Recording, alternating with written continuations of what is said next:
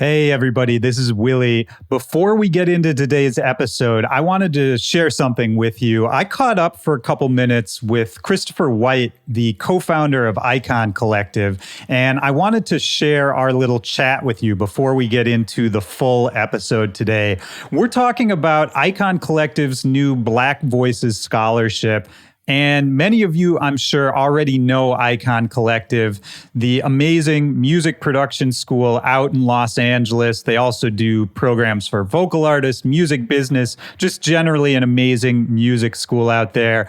And we're talking today about their new Black Voices Scholarship, which is an annual scholarship that they're doing that's going to award $19,500 worth of tuition, along with a lot of other goodies that you're going to hear about in just a second, to 3 Black creatives, one each in the music production program, the vocal artist program, and the music business program. The deadline for submissions for this scholarship is August 17th.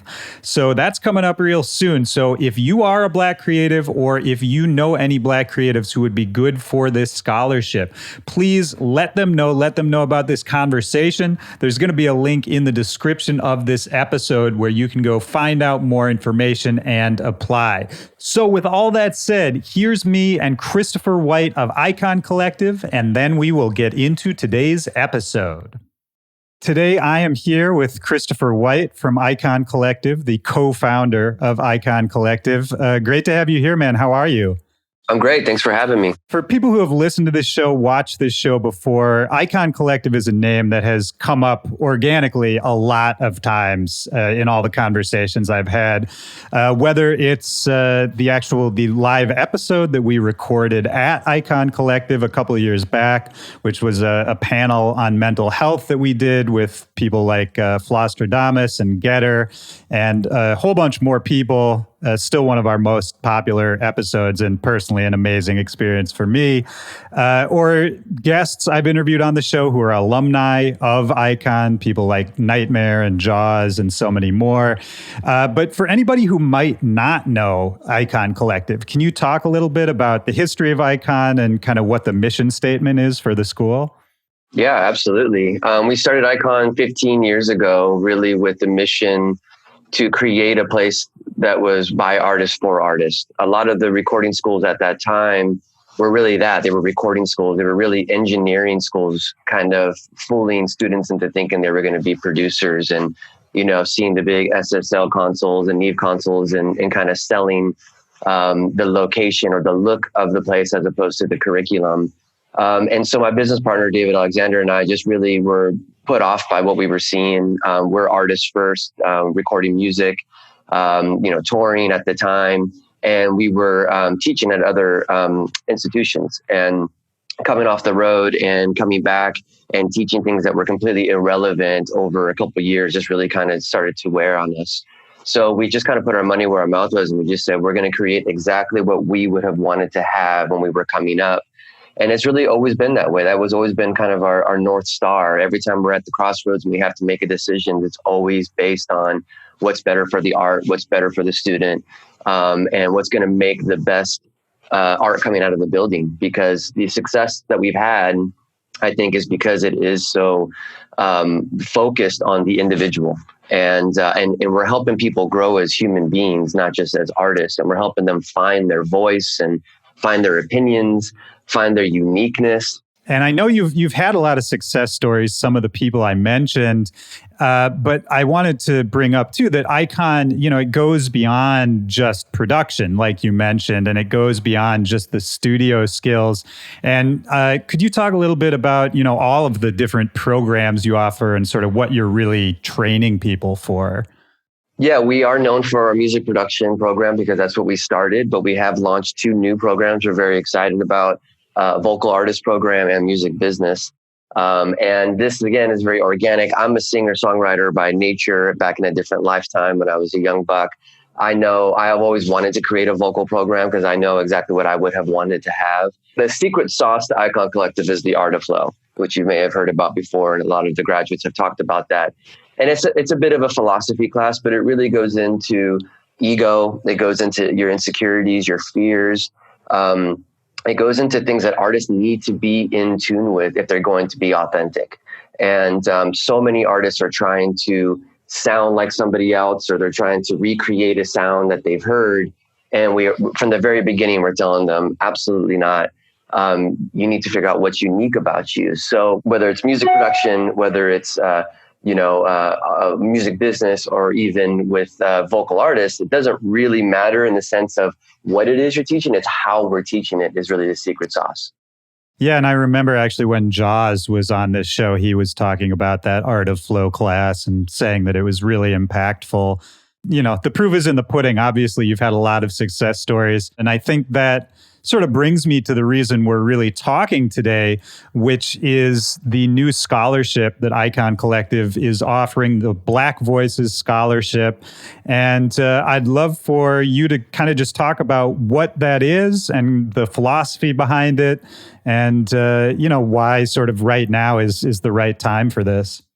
Yeah, that's a great question. I mean, obviously, with all of the protests and things going on, I think really what the main message that I got through the uprising, if you want to call it that, is people asking to just listen. Just listen. Just listen to what we feel. Listen to what we're experiencing. And so we at Icon did that. We wanted to honor that, and we had to take an honest assessment of our demographic. We had to take an honest assessment of the student body. And we've actually had a similar experience in this. So we realized how much power we can have by doing this scholarship. And I can give you an example. Years ago, please. We had a women's scholarship because we had a gender discrepancy. There was it was like a boys' club. It was just all young men running around the halls making dubstep. It was awesome. It was great in its sense, but we knew for the longevity and just for the balance. And we study very deep things at Icon, like alchemy, which is all about equilibrium, the masculine, the feminine principles. They must all be represented within your music, within yourself. The creative aspect of your psyche comes from your feminine perspective. So we get into Carl Jung and Joseph Campbell. So we go pretty down the rabbit hole. Oh, wow. And we really embrace the feminine perspective. And so to not have that embodied in the hallway, we realized was a big issue. So we put a women's scholarship out there to kind of wave the flag and say, you're welcome here. We want you to be here. You will feel safe here, and we need you. We need you to help balance that.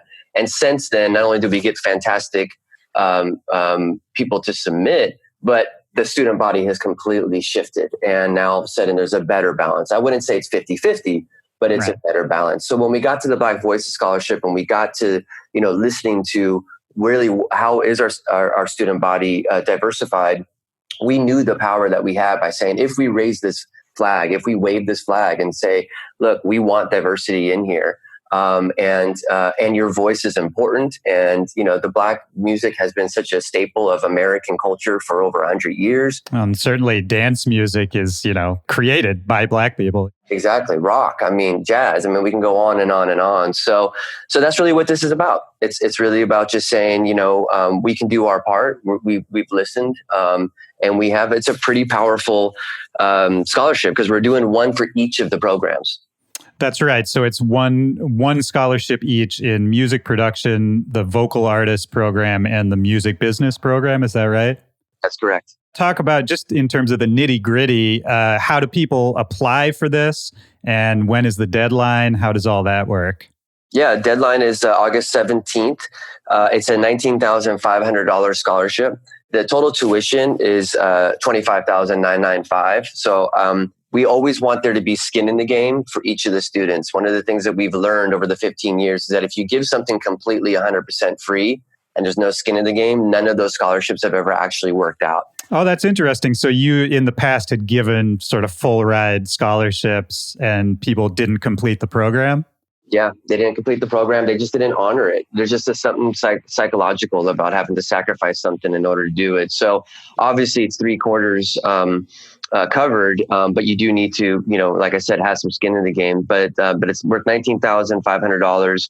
We're also got $1,000 gear grant that's coming with this. So That can be whether you need to get a new computer, you want to put that towards a MacBook Pro, you want to put it towards some software.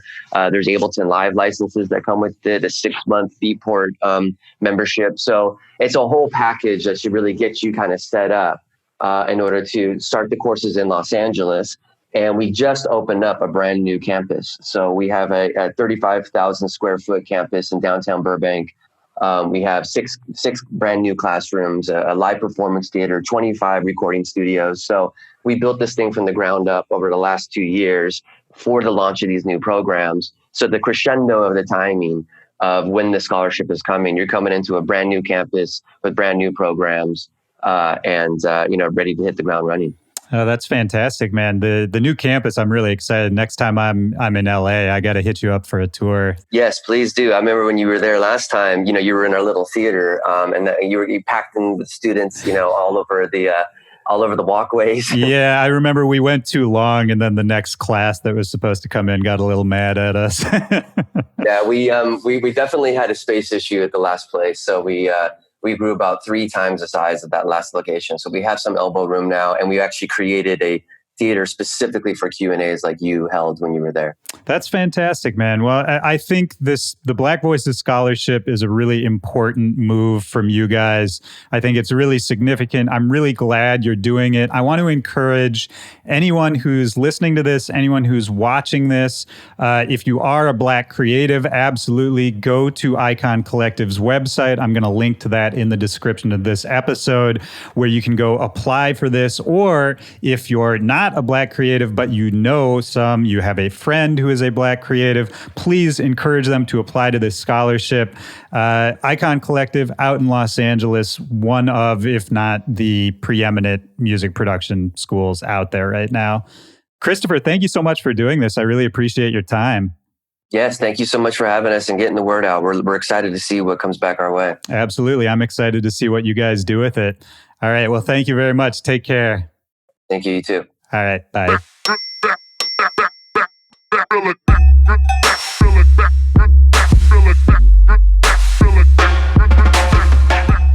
My living room is crazy. We've got the DJ booth in the corner. We've got a new baby running around. It's a lounge kitchen, so it's like already double trouble. Yeah. So it basically has 4 major functions. Oh no, 5, because working from home. Maybe to get into it, you mentioned this multi-purpose house that we've all had to sort of create for ourselves. And all of a sudden the spaces we're in and the hats that we wear have kind of multiplied because of this pandemic. And for you, obviously, you're gearing up to launch a new album, right? Which is Renaissance, dropping next month. And it makes me wonder, you've been through album cycles before, you've done press circuits before, but not only must this feel different in that it's a solo venture from you, but it's in this crazy climate. And, how has it been so far, kind of gearing up to launch a major project in these times and sort of operating completely differently? I don't know if this is maybe a personal thing or maybe many people have experienced this, but each of these big shifts that have been happening can flip both ways. And when it's a good day, it's working for you, and you're just trying to wangle it so that it's working for you more so than it's working against you. And because everyone is experiencing some form of the same sort of conditions, it's harder to say that you're alone in your circumstance.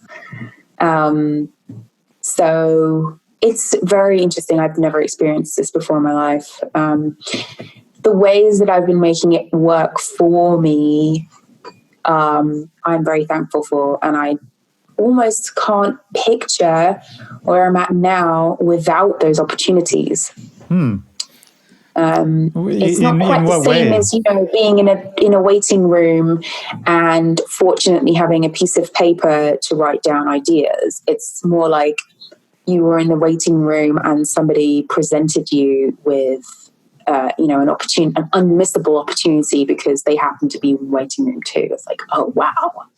Right. Yeah. Well, that's true. I mean, I think that's a good point, that because we're all sort of experiencing this in real time together, that I think there's sort of an air of openness, and people are sort of maybe more open to new ideas, new presentations. People aren't so worried about, I mean, take an album rollout, for example. It doesn't necessarily have to follow step 1, step 2, step 3 that have been, sort of handed down over decades by labels and publicists and all that. Now it's kind of, the rules are a bit out the window. I mean, does it feel freeing? Do you kind of enjoy the chaos of it a little bit?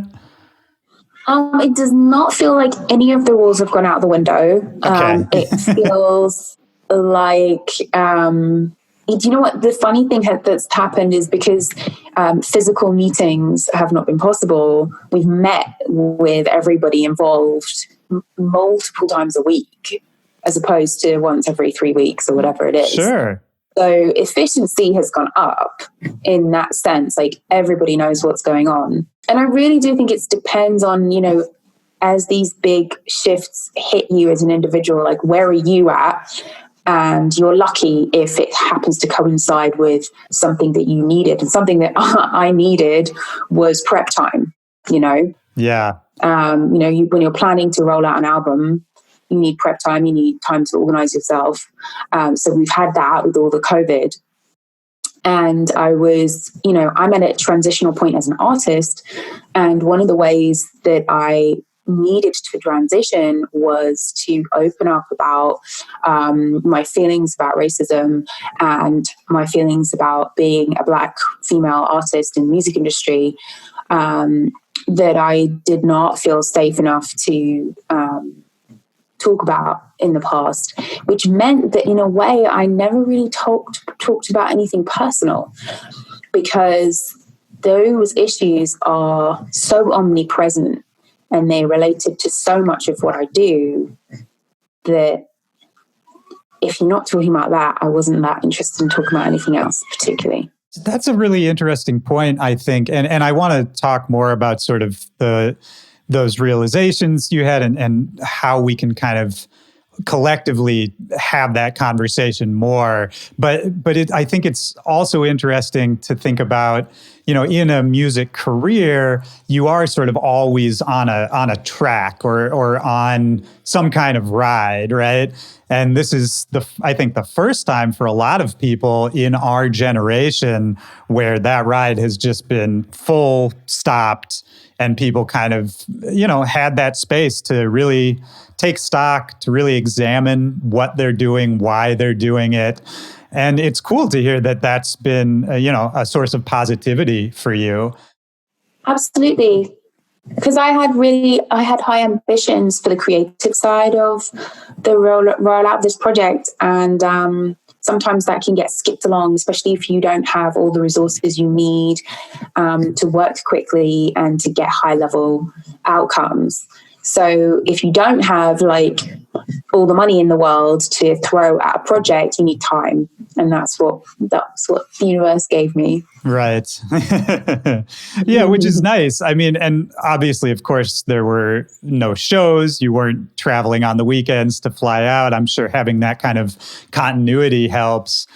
Do you enjoy the live aspect of it, the on the road flight after flight kind of lifestyle, or is it nice to take a break from that?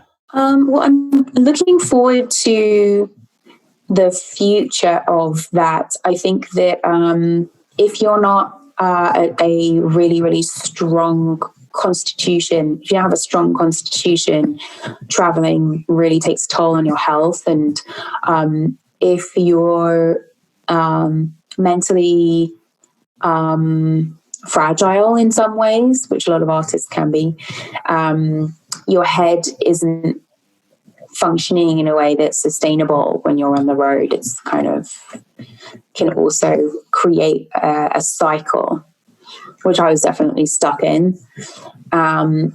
So looking for, like, having this time to plan for the future and plan a show that is just simply so exciting. Well, I'm also working towards changing the environments that I'll be walking into. What do you mean by fundamentally? Well, you know, I'm working towards changing the way that we see dance music and treat dance music, both on streaming platforms, and we will soon, there's a group of us, we'll soon be like looking at how the live environment in festivals and lineups and things treats dance music as it pertains to Black people. Yeah. So in my fantasy land, we have enough time so that when I go back out there, the landscape has changed to something that I could never have dreamed of. And I work every day on a kind of long-term goal. But it's funny because although it feels like I'm taking it pretty slowly and systematically, we're hearing information that the live shows won't be back on quite as soon as we thought. So I'm a bit like, maybe I do have time, you know? Yeah, think bigger, right? I'll hurry up a little bit. Yeah, I wouldn't mind that either. But yeah, I mean, you posted a really, I was going to talk about this later, but it seems like I kind of just want to jump into it. You know, you posted a really great open letter on your platforms talking about inclusivity in dance music.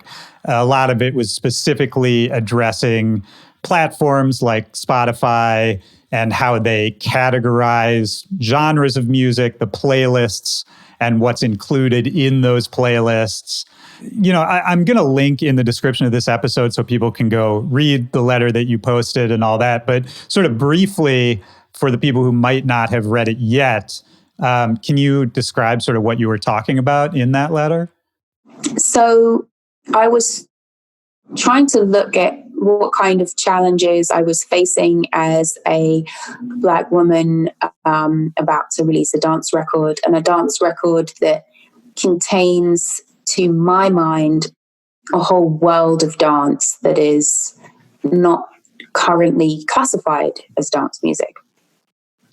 And I was like, well, what do we need to do? I don't really understand. I need to look closer. And when I looked closer, I was like, well, okay, there's some kind of fundamental systemic kind of structures here that don't really, I can't change anything unless these things change. Like if we don't change the way the genre is classified, the only thing that I can sort of do is, as a Black woman in dance, make completely Eurocentric style dance music. Now that happens to be a style that I'm fairly interested in and invested in a personal way. I grew up listening to some of that music and I like it. But yeah. I'm someone that's interested in also dance music from Africa, dance music from Jamaica, dance music from different parts of America, dance music from the Black working class communities in the UK. And none of those styles of music are respected under the canopy of mainstream dance. And I consider those sounds incredibly mainstream. I'm someone who is... I'm a snob. I can't really handle strange music. I have no tolerance for it. If I can't dance to it, I'm not really that clever a dancer. I'm not like, rubbish at dancing. I can dance, but I can't do complicated stuff. Yeah. So it's just got to be straight up. I love it. I get it. My body gets it. My mind gets it. My heart gets it. And that's what I see as commercially friendly music. When I started thinking about that idea that only certain sounds will be accepted as dance on these playlists, right, is that there's also there's kind of this unspoken financial element to it, right? Because getting on those playlists is oftentimes the way a song blows up. It's oftentimes the way the artist makes money. And if you're an artist who isn't making music that falls in this very narrow definition of dance that some person has decided on, I think you're sort of silently being told that your dance music is not valuable, right? And that to me, once I sort of realized that, was like, oh yeah, that's really bad, because then that's telling a huge amount of people who are out there pushing boundaries, out there just doing whatever comes naturally to them and not worrying about whether it fits in with some establishment. That's telling them that, they need to change what they're doing, which is the exact opposite of what we should be, right? Yeah, and I'm taking a viewpoint of caring for the industry in a holistic way. If you have paid jobs in different parts of the music industry, you can get a kind of singular viewpoint of what matters. So if you're running the playlist, then you might imagine that the only thing that matters is that you keep those numbers up. Yeah. And you represent the culture as it is defined by the status quo. So catering to the audience that is currently the majority viewed audience, white people, and the current definition of dance music, which is European. And then your job is done, right? Right. Me, myself, I'm going out there and I'm seeing people going out and trying to enjoy themselves. And I'm seeing Black girls dressed up beautifully in their rave outfits, but they're the only Black girl in an entire sea of white people. And I see that that's not right. And I know that she would have been able to bring friends if it wasn't seen as such a strange thing to do. Yeah. And I know that, when you see how many white people wanted to come out as allies and march in the wake of George Floyd, you are seeing Black people and white people who do want to work in harmony. They want to commune. And dancing, the activity of dancing is supposed to be a place where you build on the future, you build your humanity, you build unity, you build your access to freedom and being yourself. And in monoculture environments, that is not possible. You're not growing as a person. You're not really experiencing what it is to accept others. Well, right. And those spaces, right? Dance music, the origins of dance music was a protected place, right? For people who didn't fit in with whatever, whether it's LGBTQ, whether it's, kind of a bunch of different minority groups. That's how dance music started, right? It was this safe space where everyone could be accepted together as you were, and everyone was welcome. And yeah, it's, I think that is certainly something we've lost as mainstreamification, for lack of a better word, came to dance music. And it's interesting to try to think about how to get that back. And I like that you're sort of putting forward actual solutions and actual steps people could take, whether it's people in power, whether, somebody who controls a playlist, whether it's an artist going on tour, whether it's just somebody who's listening to the music and maybe, doesn't know about these issues yet. Yeah, I think it's important for those companies because at this point, because of what we know and how the wake of George Floyd has brought up these issues, if no changes are made, you are actively enforcing segregation upon the music industry. Yeah. That is simply an unequivocal fact because the information is there. The history that has been erased is available. It's easily researchable. And I think that's detrimental to the health and future of dance music, but also the entire music industry, because dance music, especially all the different forms of it around the world, that is going to be the future of of pop music. Yes. And if we're not taking care of those artists now, then we're just going to have to go back and do it later. Right. That's do it now. Get ahead. Yes. I'm kind of really talking about getting ahead of this, for once in our lives.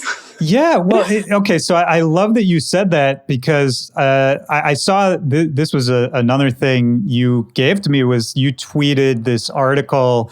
This person wrote this long article that was I think it was so open long. letter to RA, to resident advisor. And it was a fascinating article about systemic racism in dance music. And I was just reading it right before I came to talk to you. And one thing reading that made me realize that I think is connected to what you just said, is that I think dance music in particular, maybe culture as a whole, but I think dance music does this more, has this tendency to sort of venerate classics and the legends and the originators, but only in a historical sense, and not in a current sort of vital culture sense, if that makes sense. In terms of like, there's plenty of big headlining DJs or big headlining acts that are playing music that's directly influenced by, a Black artist. And in many cases, sometimes they'll even, talk about the fact that sure, their influences are this and that, but oftentimes those Black artists are also still around, right? And to me, reading that article sort of crystallized this idea that somehow we're only happy to venerate Black artists looking back, and we don't have this ability to do it in real time as the cool shit is being created in front of us, and that to me is something I would love to see changing, and something I was hoping that, in this time of quarantine, we're seeing these sort of live streaming events popping up. And to me, it seems like that would be a great time to, take a look at the representation on your lineups if you're a promoter, or, what really you want to put forward, because you're not dealing with a million booking agents trying to throw their rosters at you, and you can really curate. But I don't know. As of yet, I have not seen that change as much as I was hoping I would. No, I have not seen much change. Yeah, and I'm not asking you to put forward solutions. I don't know that I'm still forming my thoughts about all of this too, but I want to try to put actionable items in front of people, because just like you said earlier, I think it's very easy for somebody who realizes that there are issues to sort of, put up a tweet or make a donation, then feel like, well, okay, I've done my part, and to go back. And I want to try to figure out ways that we can sort of make these ideas sustainable. And that's one of the many reasons I was excited to talk to you, because I feel like you're on that path. Yeah, I think that, that article mentions how changing the hiring system wouldn't actually necessarily fix everything, but I strongly believe that is a short-sighted opinion. Yeah. Because we have not seen evidence yet. We haven't tried having Black people embedded into the systems in media and in streaming platforms and in booking agents to know whether that would be effective or not. So I think that's what we should try first. Yeah, absolutely. Yeah, that's a funny thing to me, is when, people will sort of come up with those solutions or poo-poo a solution sort of just off the top of their head. And it's like, I don't know, man, maybe we should just give it a shot, because what we've got now doesn't seem to be working so great. Mm-hmm. I think that, recruitment, the art of recruitment is one of the most essential things to constantly readdress as a business. Any business. If your recruitment strategy is out of whack with your product and your market, you've got something wrong. Yeah. And the recruitment strategy for many of the businesses involved in the music industry is incorrect. You know, you need to be making sure that the people you hire have an ethical responsibility for the entire health of the music industry and all the people in it.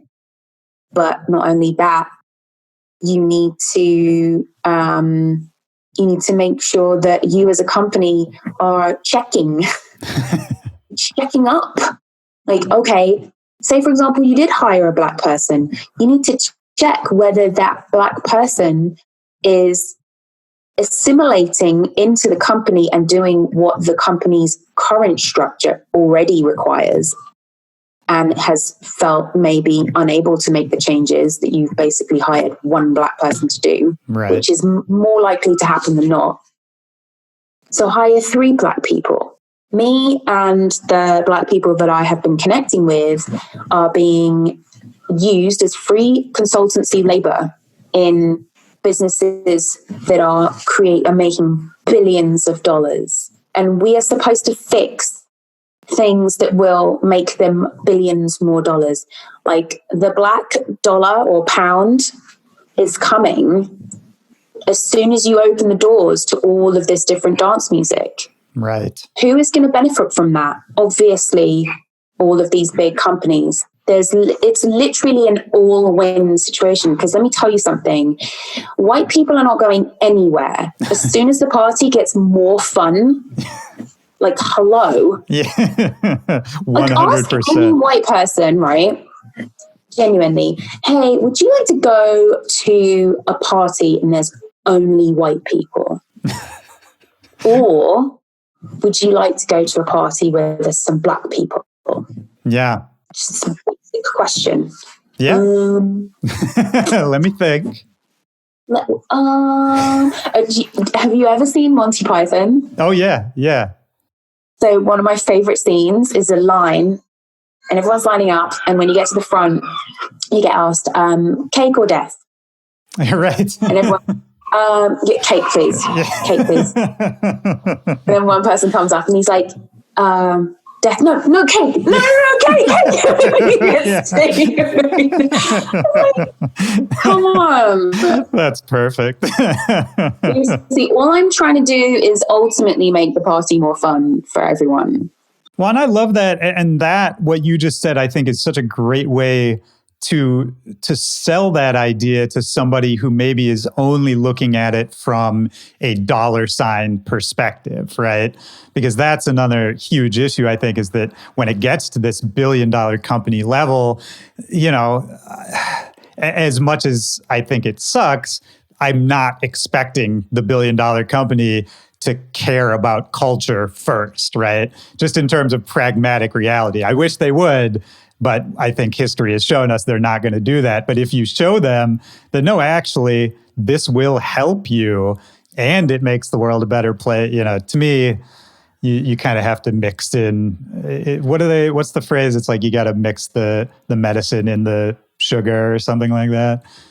Something like that. Yeah, no, that's absolutely. not the phrase. I have no interest in ideology and naivety and things like that. Like, it's just such a waste of time. Because all you have to do is then face reality. Yeah.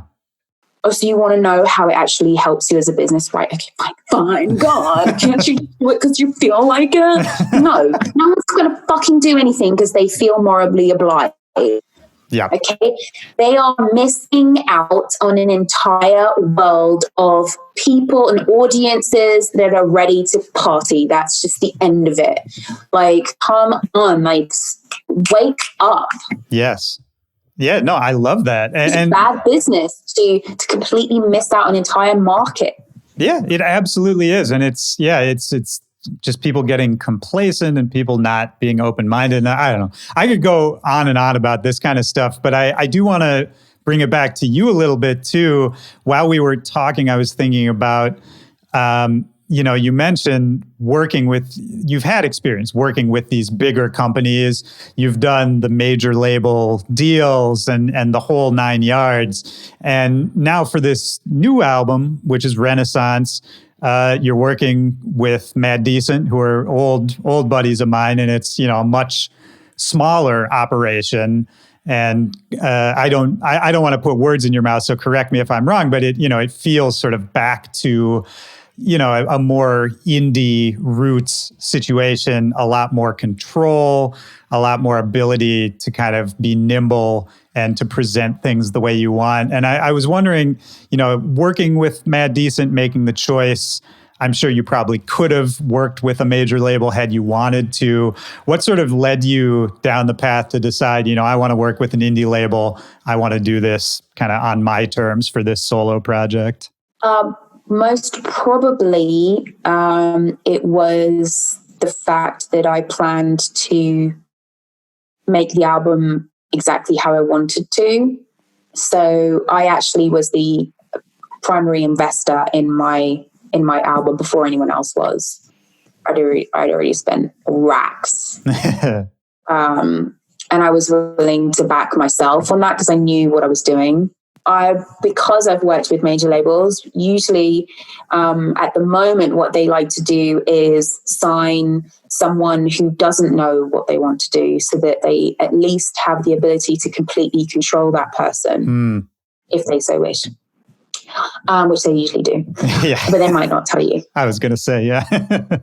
So I knew off the bat that by presenting a fully finished album, or at least a body of work that could be then sort of basically finished off with mixing and mastering, I wasn't going to waste my time in too many rooms. So we just kind of kept it pretty select. We did ask a couple of major labels if they'd be interested, just so that we weren't being, I don't know, stupid or something. Right. Missing out on $1 million or something. Sure, yeah. That seems like a thing you might want to not miss out on. Yeah, but it was but we really need to be able to have meetings with our label 3 times a week, 4 times a week. We need to be able to sit there and be we have no idea how to put this new music out because it doesn't fit into any current strategy.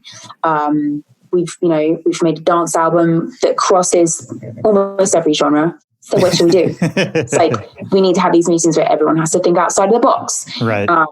Now we're having meetings on how can we incorporate your desire to help young Black women get into dance music, and how can we incorporate changing the landscape of how dance music is, on the other end, at the same time as literally handing in your records to go through the system that currently is, right. Whilst being oh, and can you change the system, by the way? You can't do that with a major label, the politics that they would have to go through in order to even say anything. Yeah, and they operate on such a longer timeline. They're so much slower. It's like trying to turn a giant cruise ship on a dime. Maybe cruise ship isn't the best metaphor for these times, but yeah. It's interesting, when I knew I was coming to talk to you and reading, older stuff about you and all that, throughout your whole career, I think people have not known how to categorize what you do. Every single thing I would read about you, whether it was, you now or early AlunaGeorge material, almost every different thing used a different word to describe your music, whether it was pop music, whether it was dance music, whether it was indie synth, whatever. It literally almost everything used a different word. And I wonder, what you just said makes sense in that you made this album that has a bunch of different sounds that is hard to put a label on. Have you always felt that way about the music that you made? Did you ever try to define it for yourself? What kind of music is this? What am I doing? I stayed clear of already defined genres because of racism. If I made music that wasn't already owned by a certain demographic, then I was still free, and I wasn't going to be able, that no one was going to be able to actually shut the door in my face because they didn't have a door. So I was able to be like, well, I'm here. It's a thing. People be like, sorry, how did you get in? Where are we, by the way? Yeah. Who are you? Yeah.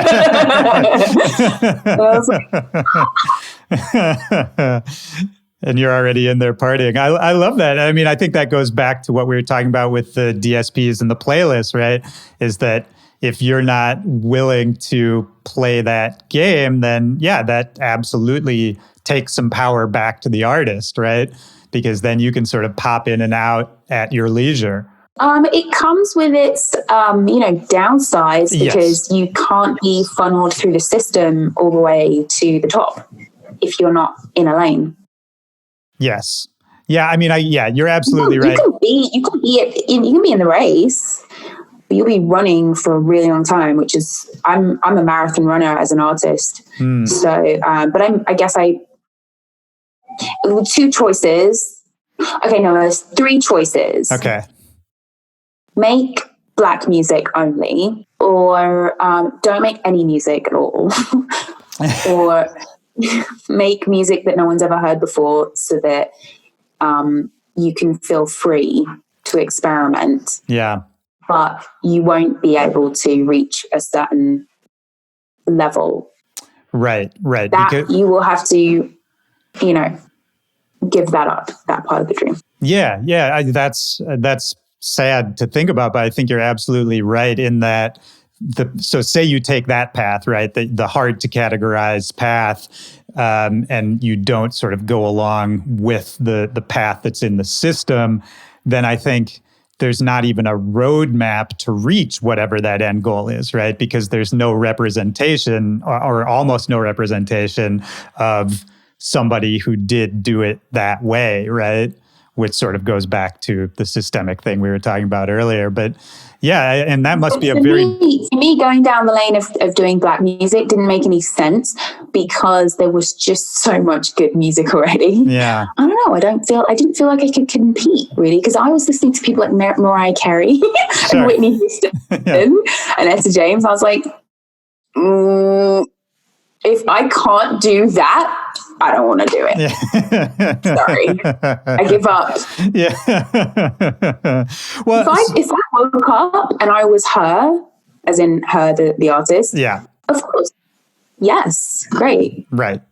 World's in my favor. Yeah. It seems great. Yeah. I was just like, I may as well do another job. Well, I mean, that makes me wonder about, when you were a kid, when you were sort of just coming up. I mean, were you a musical kid? Was there music around you in the home? Like, where can you point a finger at sort of where that first attraction to music in general came from? My relationship with music was interesting because I was in like a severely isolated kid. Okay. Because of the circumstances of my upbringing. Like what, small town? Music. Moving around a lot, single parent family, and like from the age of 7, living in very, very white places where I was literally the only Black kid.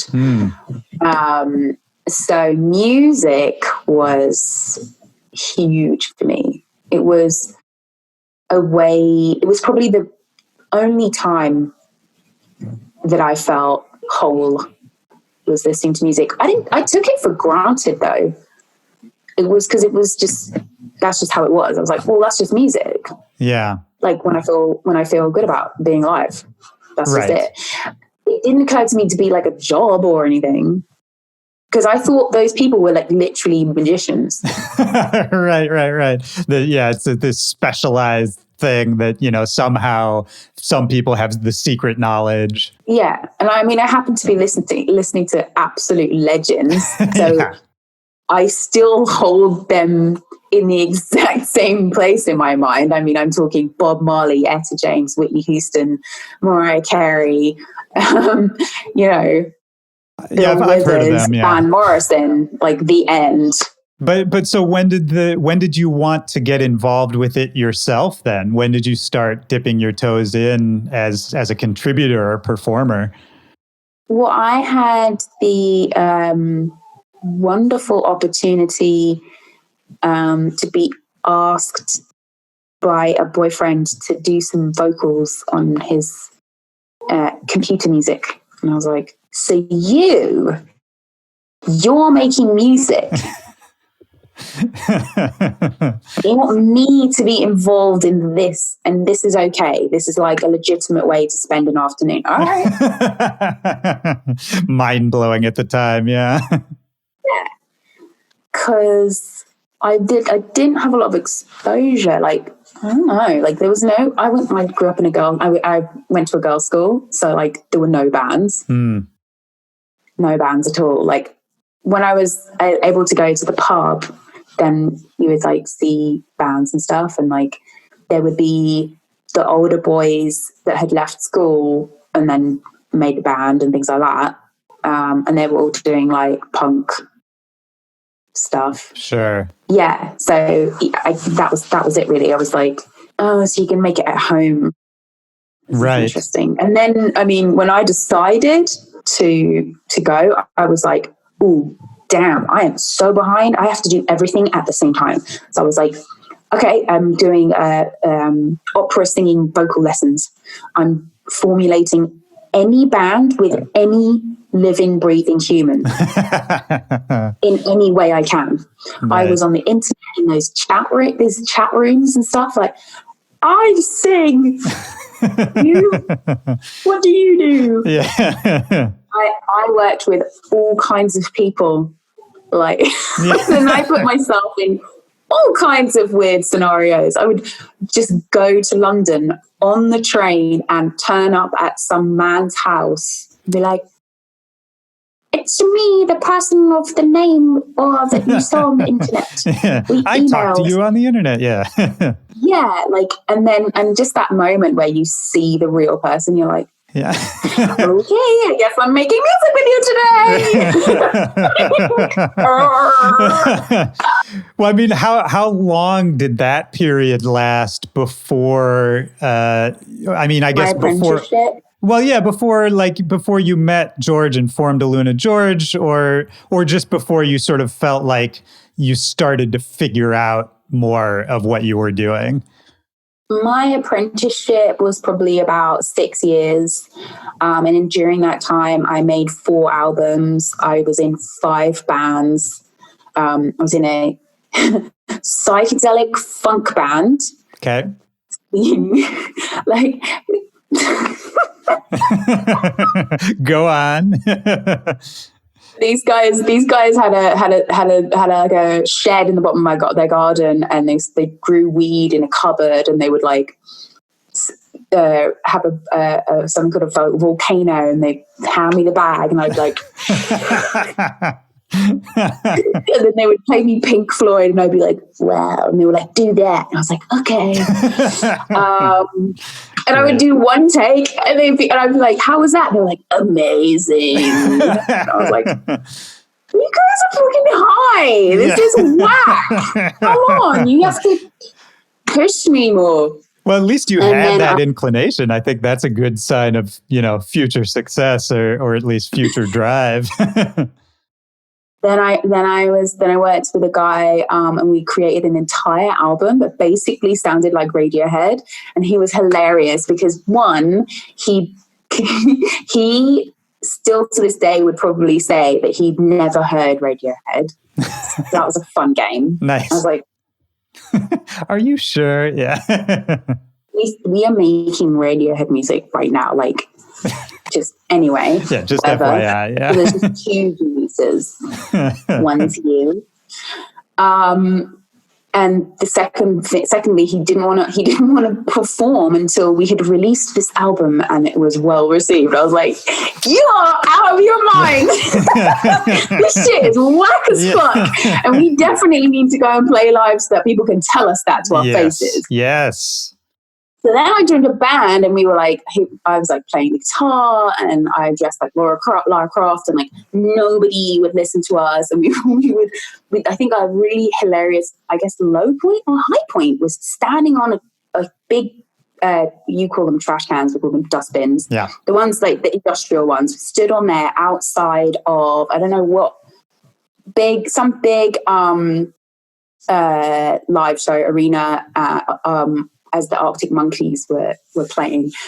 Still played to the people going to the show and like one of the radio DJs walked by and we were like shouting at them. And then we got signed. No. And then I started another band and it was avant-garde electronic. So that's where I started to create the sound of my voice that I have now. The guy I was working with would put me into the studio for like 20 minutes straight and record me. Right. And then he would send me away. And then I would come back the next day and picked out all of my mistakes where I wasn't doing my singing or whatever. And he was like, this is it. And I was like, oh. And then I was like, I can create this uniqueness by being natural. Was it that the mistakes, quote unquote, kind of weren't actually what you thought were mistakes? If you know what I mean? They weren't mistakes. They were when I was just being myself and like preparing myself to be singing. Right. That's a cool light bulb. Don't forget, I thought Mariah Carey or like of course Radiohead were my two like. You were holding yourself to a high standard, yeah. Yeah. So yeah, and neither of those are me. So right, yeah, and a very specific standard, yeah. and you know, so I know you've covered this kind of territory a lot, and we don't have to go into it super deep. But at a certain point, you meet George, who would become your partner in AlunaGeorge. You guys form the group. You make an album. You do a song with Disclosure that really takes off. And at that point, you said it had been years and years that you had been doing all these different bands and trying different things. And how did it feel? Was it a cool feeling? Was it a scary feeling to start AlunaGeorge and have this success and really start to see, maybe for the first time, this project that you've put so much into actually start to take off in a big way? Okay, you know what it feels like? Yeah. It feels a little bit like maybe you were just running on the spot and you were like, well, do some exercising, be great to actually move forward. But you'll still be running. Yeah. So if you stop running, you actually won't be going anywhere anyway. Right. So it's a little bit like that. It's like somebody holding onto the back of your shirt and you're like running. Right. And then they're like, oh, go down that lane, you can actually move forwards because there isn't just like a whole load of blockages. And the reason I say that is because, for example, when I was in the indie band, there was absolutely, utterly, and unequivocally no way that as a Black girl I could ever be in an indie band that was successful. Knowledge at the time, completely, I knew that. So I was like, let me be in an indie band. How about that? Interesting. I'll do that because it's so completely absurd that I can only do it before I'm taking this stuff seriously. Oh, that's really interesting that you had that perspective at that time, because that's that contrarian point of view of, oh no, this isn't going to work and that's why I'm going to do it. I feel like that's not the choice a lot of people would make. Oh my God. Yeah. So when we started to make music as AlunaGeorge, there was an awareness of that being allowed. Do we have permission here? Is this what you guys are saying? Right. And was that, that kind of feeling, right? That do we have permission that, okay, we're doing this thing that, the broader world you can understand. Was that a good feeling? Was that something you felt like, well, we can come in here and push boundaries and explore? I mean, I'm sure some of it was just, being successful and working hard and having people like what you do, of course, feels good. But I'm always interested at those sort of pivotal points when artists really see a big change in their work and the perception of their work, if that makes sense. It gives you a sense of purpose, because you have a hunch that there's that some people might have a similar desire to you. So one of our desires we thought might exist, because we had it, was mixing very strange, glitchy, wonky beats that are just on the edge of weird, but sitting very comfortably in good feeling, danceable or swingable or whatever, and then pulling that into this pop song structure in a way that ended up in a song, right, instead of a mess of whack shit. yeah, I think I know what you mean. Might want to hear that, because we hadn't heard that. We'd heard lots of glitchy electronic instrumental stuff, and we heard lots of pop music. We were like, right, what if we put it together? And we were like, God, this is really hard. Let's do it. Yeah.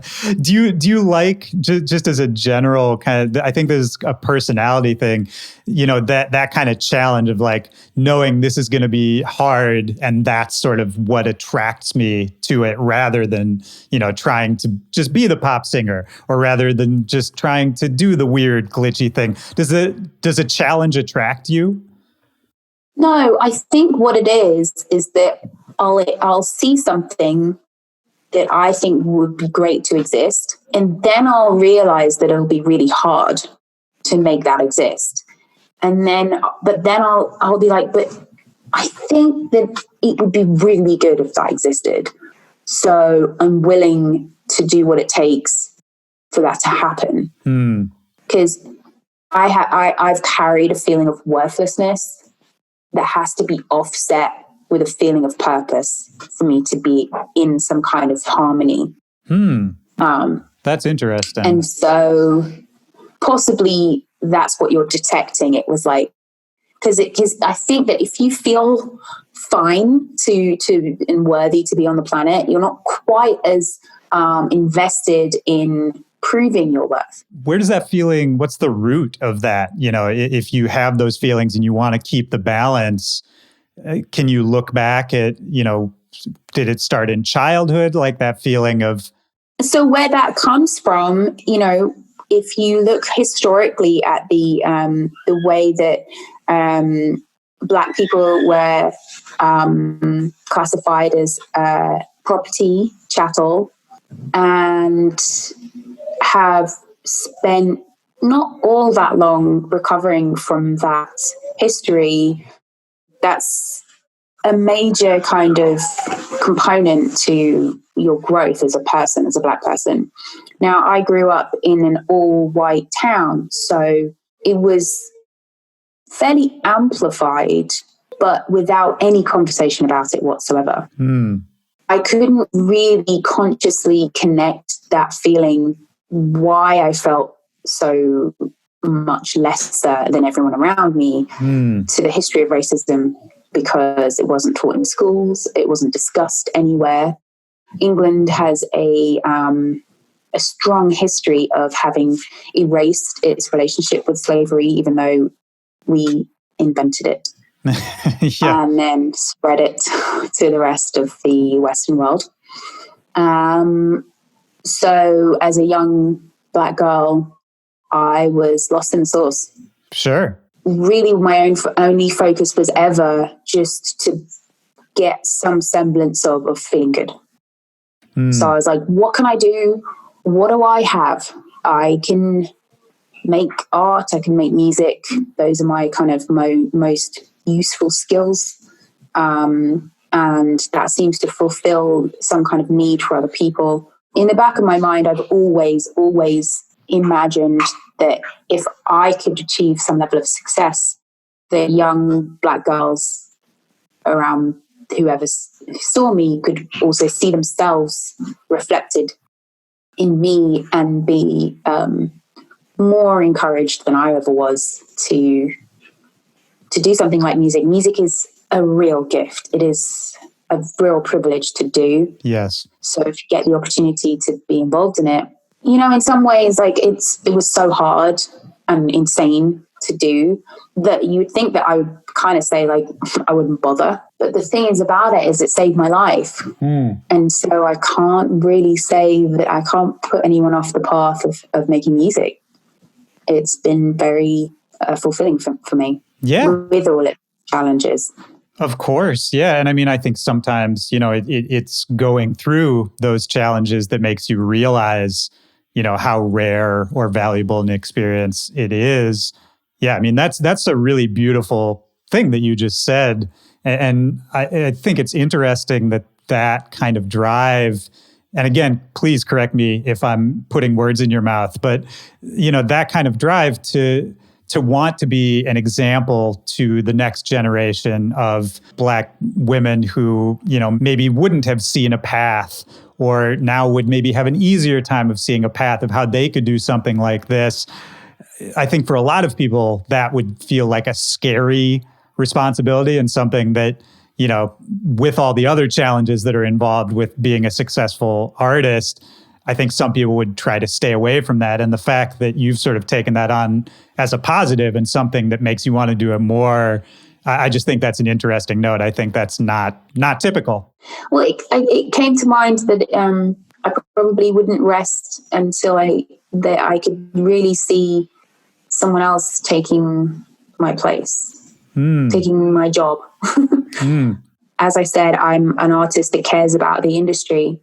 I can't stop until I know that young Black girls see that you can be a Black girl making dance music, and you can be a Black girl at the rave, losing your mind, your soul, your body into a space of spiritual connectedness with the universe without feeling like a crazy alien person doing white shit. Yeah, 100%. Until that day comes, I'm going to be here making the hottest dance music you ever heard. I love that. And that leads me, I'm going to wrap it up in a second here, but that I wanted to talk just a little bit about your songwriting as well, because I think, you know, I really like talking to you, and you're just in this one conversation, you're a very open person. That's the sense I get. And what I like about your songwriting is that this is a thing I think all songwriters try to do with varied success, which is to take something personal and to make it universal, right? And to say something that is true to yourself and your experiences in a way that lots of other people can understand and relate to it. And I think that's something you do really well. And, you know, just in terms of your new album, which is your first sort of solo effort, not post AlunaGeorge, but while AlunaGeorge is on hiatus, you know, what have you learned over the years about taking those personal experiences? Obviously, these are things you think about a lot. You know, what have you learned over time about, sort of translating that into things everybody can understand, and at the same time, things that hit people's bodies, right? Which is something we've talked about. Like, you're still trying to make a dance record. Whatever you think is precious about your story, let it go, because it's no use rattling around in your heart and your head. Make something from it. Make it over and over again until it looks like a thing. But certainly don't shy away from any experiences that you may have had that could be worth singing about, because that's all you've got, really. Right. If you save those things, like, so I remember feeling like there was this resistance, like, I couldn't possibly translate that experience into something as so trivial as a song. And I was like, well, what else are you going to do with it? Fucking think about it at night. Great. Sounds like a great time. Yeah, like, still carrying this baggage around. It's kind of just exchanging it for chips and having a gamble. Like, maybe somebody will fuck with it. I love that metaphor. Wrap your crappy relationships or something. And either way, you've gotten it out, right? Yeah, you get it out. Dig it out. Is that one of the things making music does for you? Is that, because I know some people, I've talked to plenty of people on the show who say, if I go through a bad experience or, some kind of struggle or just an interesting experience, they'll put it into music, and that's sort of a way to process it. And then I know other people who are sort of the opposite of that, where they want to keep those two sort of separate and deal with it on their own first. Depends what you're talking about. So, for example, I have not yet processed my experience with racism into a lovely song. Yes. I am currently working on that on my own time. I have heard some pretty awesome songs that do it, but wow, like I'll sit on my balcony and I'll sing awful songs about how I feel at the moment to myself. And might even record them on my phone, but they will never see the light of day. They're very, very bad. Well, how do you know? I mean, that's an interesting question, right? Is while you're writing a song. I know a thing or two. Oh, of course. I know the difference between a song that is stuck in my head for years, and if you were stupid, you might think the reason is because it's an amazing song. It's not an amazing song. It's probably the source for a different amazing song. There's a song that's ready to go out there is like a horse that, gets born and then fucking runs off immediately. We've got a couple good metaphors in this episode. I like this. Yeah, well, I'm a songwriter. What can I do?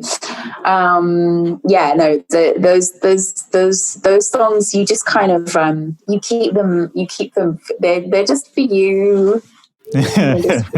Have you put out songs that you thought were going to do something big that didn't? Or have you put out songs that you were kind of so-so on that did do more than you expected? And, what did that teach you either way? Well, I can definitely contest to the second one, because I remember writing, You Like It. I was walking down the street. It's written in two complete disjointed ways. One was like me by myself writing like a demo with some like computer music that I'd made. Then I'd been working with George and he had this bass line and I was like, that's great. And then I was walking home and I was like, just humming like, and I was like, God, all I can think of is, you like it, but it drives you insane. Like, this is the stupidest lyric I've ever heard. And I came back the next day, I was like, George, I'm so sorry. This is all I have. And he was like, all right, just put it down. It's fine. And then I like put the other bit of song next to it. Right. The process was like, so for it to become what it became, Well, and that to me that's the power of recontextualization sometimes too, right? Is sometimes, you put one piece next to another piece and all of a sudden the first piece looks totally different, right? And I think about even in terms of, what DJ Snake ended up doing with that song, which was sort of recontextualizing it a bit more. And then that, catapults it into this whole other thing. It's just interesting. And maybe that's the power. I guess I don't know what point I'm making other than that. Maybe that's the power of trusting your original instinct, what draws you to the idea in the first place, as well as the power of collaboration and trusting other people's instincts, right? Well, here's how I think making music works. If you're willing to make an enormous bunch of shit, then at some point something good might fall into your inspirational pot. Yes. And you might be aware enough to notice, and someone else might be there too, and you might be like, wait, this is a thing, hold on, let's make it. Do you know what I mean? Yeah. Like, making art is a willingness, I believe, to make all of the not art. Yeah, you got to show up, right? I think, when people just starting off, there's this idea that, you have to be inspired all the time and everything you make has to be on this pedestal. And then you sort of get into the muck of it and you realize it's really not like that at all. Is there anything we haven't talked about before we get out of here? Obviously, new album, Renaissance, is coming out at the end of August. Is there anything else that's on your mind? Anything we haven't covered? I have a million more questions, but we'll save that for another time. Yeah, I would say, take a look at the album cover, have a look at the table, have a look at what everyone's wearing, almost everything that people are wearing is handmade and hand signed by me. On the table, I was representing lots of ideas that I feel like are floating around in society at the moment, in the form of symbolism. Even the border of the frame has things in it that have cultural meaning to me, and I wove all these things in, and obviously I made sure that ultimately you could just look at it and be like, it's a good picture, it's fun. But there's lots of fun stuff to look at. In the vinyl, we've kind of extended some of those ideas, and we're going to really go ham on the packaging. It's a fun time for us at the moment. Is this more involved with that kind of creative decision on a micro level than you've done in the past for your albums? Yes. I've never been the producer of something as elaborate as the photo shoot that we did for all of the covers. That it was all in one shoot because I wanted everything to tie together. And the sit down tables that we had, we were like, how do we represent global warming? You're like, oh my God, a turtle with straws in his back. Ooh. Because of the straws thing. Yeah. Mm-hmm. I'm like, really? And how do we represent, the impact of the meat industry and people's feelings about that, and the uprising and popularity of vegan diets? I was like, oh my God, an apple with a pig in its mouth. People were like, what are you talking about? I was like, yes. Everyone's going to get it. They're like, they're not going to get it. I'm like, I'm going to get it. Yeah, someone will get it. Yeah. I've got conversations about gender in there. I've got conversations about people who are for pro-life and was the other way? Pro-choice. Represented as bottles of potion. We had a fun time with that. And then, of course, we've got the drug industry. There's pills everywhere on the table. Right. There's a lot going on. I love that. And again, that's the medicine in the sugar, right? And I think that's such a cool way. I think there's a lot of there's a bunch of aspiring producers and musicians who might be listening to this. And I think sometimes it's hard to know if you want to take a stand, you want to say something in your music, but you don't also, sort of just want to preach to people. I think that's an awesome way to think about it, right? Is you can just put it out there in subtle ways. You can put it out there in not so subtle ways, but you can let people engage at whatever level they're going to engage at, right? I'll ask you one more question and we'll get out of here. This is just the same question I ask at the end of each one of these episodes. Just looking for a time in your life, a memory, could be from any time in your life, when in a single moment, music really had an impact on you, really deeply affected you? And that's meant to be a sort of a broad question that you can interpret as you want. So I was living in my dad's photographic studio with my mom, and my bedroom was built with wood and DMF in the corner of this huge white infinity wall room.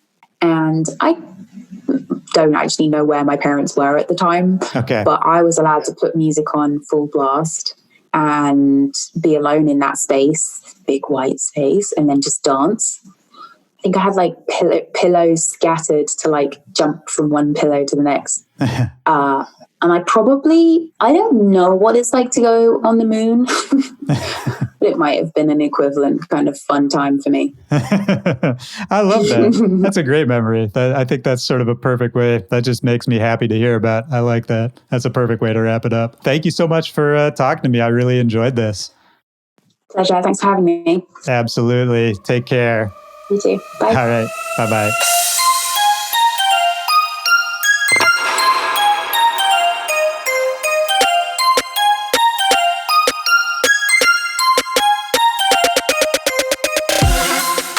All right, that's the show. Shout out to Aluna. Great to have you on. For everybody out there listening, I hope you enjoyed that as much as I did. Don't forget, Aluna's new album, Renaissance, her solo debut, comes out August 28th on Mad Decent. The new single, Get Paid, is out right now, and there's a link in the description of this episode where you can go follow Aluna, pre-save the album, and keep up to date with everything that she is doing. My name is Willy Joy. You can always follow me, keep up to date with me as well, at Willy Joy or at Back to Back Pod on all social media, or you can email me directly, backtobackpod@gmail.com. If you like this show, if you like what you're hearing, if you want to support us, give us a shout out on social media, let people know you're listening, help spread the word. I'm always going to be replying, reposting, and generally just chatting you guys up anytime I see we get tagged. And if you like chatting, you want to chat with me some more, all you got to do is come join the Back to Back Discord. The link for that is in the description of this episode as well. I'm in there every single day. We've got a great group of people, and I would love you to come join. That's it for this week. Another episode in the can. I cannot believe it is August already. You know, quarantine time feels like both the slowest and the fastest year I've ever lived through. It's screwing with my head. I hope you're doing all right through all of this weirdness, but we'll get through this together. I'm always thankful for the awesome community. All of you listening each and every week really makes me feel like I'm connected to people when in reality, we're all a little more disconnected right now. And I always look forward to talking to you each and every week. So I will be back next Tuesday with another brand new episode. Until then, take care of yourself, take care of the people around you. I hope you're healthy, happy, and sane. Have a good one, and I will talk to you next Tuesday. For Back to Back, this is Willy Joy. Peace.